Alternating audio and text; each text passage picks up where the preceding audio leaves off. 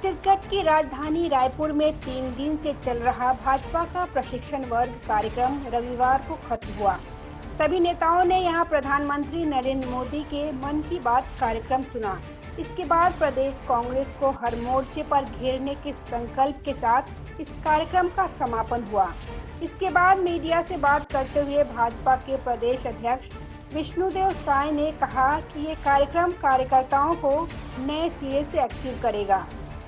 साय ने बताया कि यहां जनता के मुद्दों को उठाने, सोशल मीडिया के इस्तेमाल, जनता के बीच आंदोलन जैसे 15 टॉपिक्स पर दिल्ली से आए एक्सपर्ट नेताओं ने बातचीत की।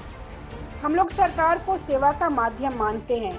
इस कार्यक्रम में हमारे प्रदेश के नेता, कार्यकर्ता, सांसद, विधायक, प्रदेश पदाधिकारी, मोर्चा, प्रकोष्ठ, जिलों के अध्यक्ष शामिल हुए। अब हम 2023 में छत्तीसगढ़ में भाजपा की सरकार बनाने में सफल होंगे। इस प्रशिक्षण शिविर में मुख्य वक्ता सुधांशु त्रिवेदी ने नेताओं को बताया कि किसी विषय पर या सवाल के जवाब में बोलने के लिए बुद्धि की आवश्यकता होती है और चुप रहने के लिए विवेक की। कब बोलना है, कितना बोलना है और कब नहीं बोलना है, यह मायने रखता है। उन्होंने कहा कि विरोधी के सामने विरोध के पक्ष रखते समय भी सकारात्मक बातों को याद दिलाना महत्वपूर्ण होता है। इस प्रशिक्षण में भाजपा की राष्ट्रीय महामंत्री एवं प्रदेश प्रभारी श्रीमती डी पुरंदेश्वरी ने कहा कि केंद्र सरकार कृषि क्षेत्र के विकास के लिए राज्य सरकारों के साथ हमेशा खड़ी रही है। उन्होंने किसानों के मामले में केंद्र की योजनाएं छत्तीसगढ़ के लोगों तक पहुंचाने की बात पर जोर दिया। 3 दिनों तक रायपुर एयरपोर्ट के सामने बने जैन मानस भवन में हुए इस प्रशिक्षण के दौरान भाजपा प्रदेश संगठन महामंत्री पवन साय ने संगठन के कार्य पद्धति के संबंध में चर्चा की।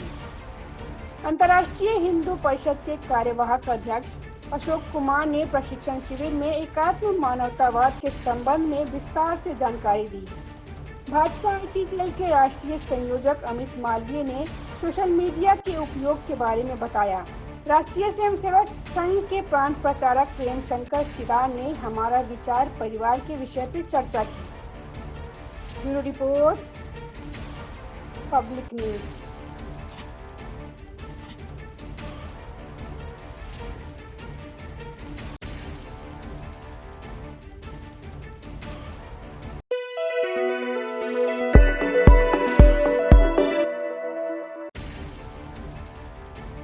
शिक्षक भर्ती घोटाले में बर्खास्त मंत्री पार्थ चटर्जी का नाम सामने आने के बाद से बंगाल की सियासत गर्मा गई है।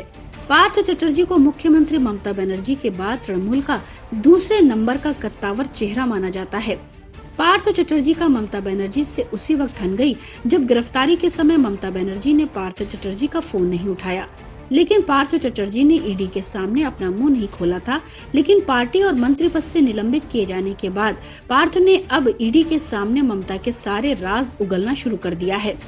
पार्थ ने ईडी को जो भी बताया है वो हैरान करने वाला है। पार्थ चटर्जी ने ईडी को कहा है कि पार्टी में ममता बनर्जी सहित सभी को स्कूल शिक्षक के रूप में नौकरी दिलाने के लिए अपात्र उम्मीदवारों से एकत्र किए गए धन के बारे में पता था। पार्थ चटर्जी ने मंत्री पद गंवाने और पार्टी से निलंबित किए जाने के बाद बोलना शुरू किया है। एक अधिकारी ने कहा है कि उसने दावा किया है कि वह सिर्फ संरक्षक थे। उन्होंने कभी कोई पैसा नहीं मांगा और न ही उम्मीदवारों से कुछ स्वीकार किया है। वे आदेशों का पालन कर रहे थे। उसे दूसरों द्वारा तैयार किए गए दस्तावेजों पर हस्ताक्षर करना था। पैसा दूसरों द्वारा भी एकत्र किया गया और उसे भेज दिया। उसे पैसे सुरक्षित रखने का निर्देश दिया गया था। बाद में पार्टी के उपयोग के लिए सैकड़ों करोड़ ले लिए गए। राशि का केवल एक अंश जब्त किया गया है। यह उसने अब तक खुलासा किया है। पार्थ चटर्जी 2 दशकों से अधिक समय से विधायक हैं। कुछ का तो यह भी दावा है कि वह 90 के दशक की शुरुआत में उन कांग्रेस नेताओं में से थे जिन्होंने ममता बनर्जी को गाइड किया था। उन्होंने कहा कि पार्थ चटर्जी अब दावा करते हैं कि पार्टी में अन्य विभागों में भी नौकरियां बेचकर पैसा कमाया। यह संस्कृति पश्चिम बंगाल में तृणमूल कांग्रेस के सत्ता में आने से पहले की है। लोगों को कथित तौर पर पैसा देकर रेलवे की नौकरी मिली। उन्होंने यह भी उल्लेख किया है कि मजेर हाट में एक निश्चित कार्यालय जहां ये सौदे हुए हैं। पार्थ चटर्जी का दावा है कि पार्टी को उनके भाग्य के बारे में निर्णय लेने में इतना समय लगा क्योंकि अन्य नेता अपने घरों की सफाई कर रहे थे। एक बार यह खत्म हो जाने के बाद उन्होंने अपने हाथ धो लिए, उन्हें खुद के बचाव के लिए छोड़ दिया गया। पार्थ चटर्जी ने दावा किया है कि कई अन्य शीर्ष नेताओं ने अर्पिता मुखर्जी के नाम पर खरीदी गई संपत्तियों को छोड़ दिया। हालांकि ये केवल आरोप है जिसे अदालत के समक्ष साबित करना है।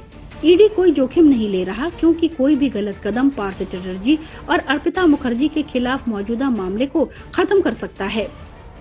Bureau report, public news. 100 crore से ज्यादा के बंगाल शिक्षक भर्ती घोटाले में गिरफ्तार राज्य के उद्योग मंत्री पार्थ चटर्जी पर टीएमसी ने एक्शन लिया है। इस मामले में हुई पार्टी की थू-थू के बाद ममता बनर्जी काफी डर गई हैं। ममता बनर्जी ने अपनी बेदाग छवि को साफ सुथरा रखने के लिए बड़ा फैसला लेने का मन बना लिया है। इसी क्रम में जल्दी ही पार्टी में बड़े संगठनात्मक बदलाव और मंत्रिमंडल को भंग करने की संभावना है। राज्य के सभी मंत्रियों से इस्तीफा लेने का मंथन चल रहा है। तृणमूल कांग्रेस के एक वरिष्ठ नेता ने कहा कि अब समय ही बताएगा कि फेरबदल होगा या कुछ प्रमुख मंत्रालयों में बदलाव किया जाएगा। मंत्रिमंडल में फेरबदल के कारण भूचाल पैदा हो गया है। सभी मंत्रियों में एक डर का माहौल पैदा हो गया है। सभी मंत्रियों को ये डर सताने लगा है कि अगली बार उन्हें मंत्री बनाया जाएगा या नहीं।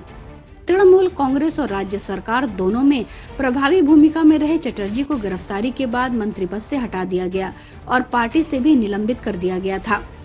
तृणमूल कांग्रेस के एक वरिष्ठ नेता ने नाम उजागर नहीं करने की शर्त पर पीटीआई भाषा में कहा, यह विचार 1960 की कामराज योजना पर आधारित है, जब कांग्रेस के कई शीर्ष मंत्रियों ने पार्टी के लिए काम करने के वास्ते इस्तीफा दिया था।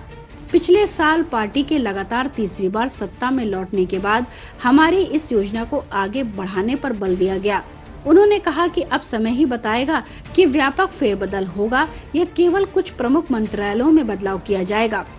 पार्थ चटर्जी उद्योग, वाणिज्य, उद्यम और संसदीय मामलों सहित 5 प्रमुख विभागों के प्रभारी थे।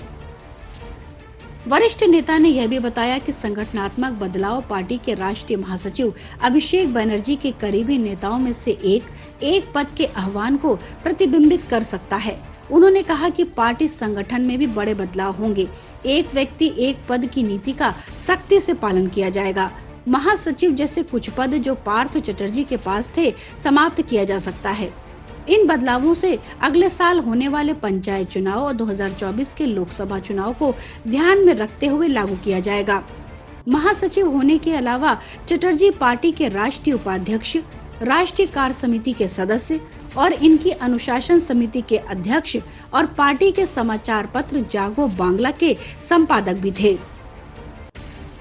उल्लेखनीय है कि इससे पहले भी चिट फंड घोटाले और नारा टेप मामले में कथित संलिप्तता के चलते तृणमूल कांग्रेस के 4 सांसदों और मंत्रियों को गिरफ्तार किया गया था। वहीं तृणमूल कांग्रेस के राष्ट्रीय प्रवक्ता सुखेंदु शेखर ने कहा है कि जैसे ही हमें इस बारे में पता चला, हमने उनके खिलाफ कार्रवाई की। यह दर्शाता है कि पार्टी किसी भी तरह से भ्रष्टाचार का समर्थन नहीं करती है। Bureau report, public news. Shiv Sena सांसद संजय राउत को प्रवर्तन निदेशालय ने गिरफ्तार कर लिया है। पत्रा चौल जमीन घोटाले मामले में उनकी गिरफ्तारी हुई है। करीब 7 घंटे की लंबी पूछताछ के बाद ईडी ने शिवसेना सांसद को गिरफ्तार किया है, क्योंकि वह जांच में सहयोग नहीं कर रहे थे।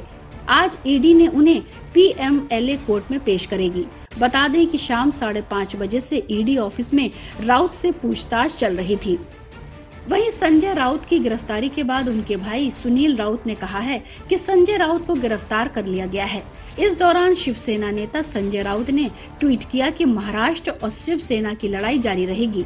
उन्होंने कहा कि मेरा किसी घोटाले से कोई लेना देना नहीं है। यह मैं शिवसेना प्रमुख बाला साहब ठाकरे की शपथ लेकर कह रहा हूँ। बाला साहब ने हमें लड़ना सिखाया है और मैं शिवसेना के लिए लड़ना जारी रखूंगा। एक और ट्वीट में उन्होंने लिखा कि झूठी कार्रवाई, झूठा सबूत, मैं शिवसेना नहीं छोड़ूंगा। मैं मर भी जाऊंगा तो समर्पण नहीं करूंगा। महाराष्ट्र और शिवसेना की लड़ाई जारी रहेगी। इतना ही नहीं, शिवसेना नेता की तरफ से पार्टी का चिन्ह भी ट्वीट किया गया। ईडी ने संजय राउत पर अब तक की गई कार्रवाई के तहत अलीबाग की जमीन और मुंबई के दादर का फ्लैट जब्त किया है। कुछ दिनों पहले की गई कार्रवाई में ईडी ने कुल 11 करोड़ 15,56,573 रुपए की संपत्ति जब्त की है। अलीबाग में 8 प्लॉट जब्त किए जा चुके हैं।